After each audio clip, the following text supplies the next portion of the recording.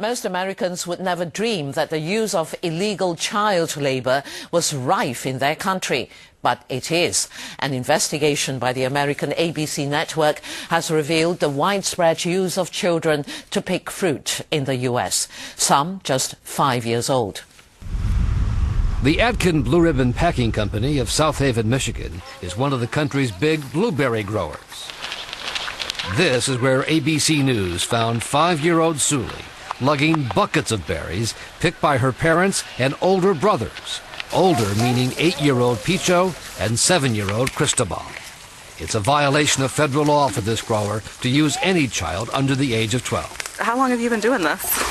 This is my third year. Your third year? How old are you? 11.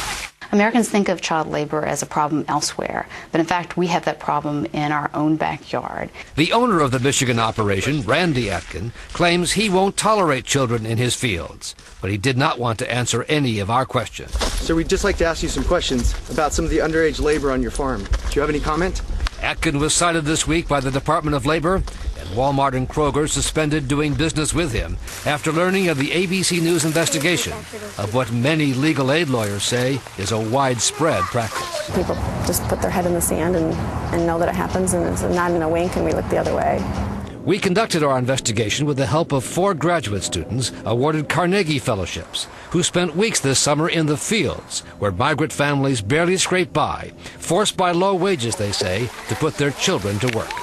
What it really comes down to is small fingers, picking the smaller fruits and vegetables. But it can be dangerous work, with repeated exposure to chemicals used as crop pesticides, as 8-year-old Edgar told us in a Michigan cherry orchard. They could poison themselves because it's too dangerous for them, or sometimes they could go to the hospital. The new Secretary of Labor, Hilda Solis, has promised a crackdown on child labor, but the wave of new actions this summer against blueberry growers resulted in fines of only about $1,000 per child found in the fields, which human rights groups say is hardly enough to bring an end to a long-standing practice they call an American disgrace. That report from ABC America's Brian Ross.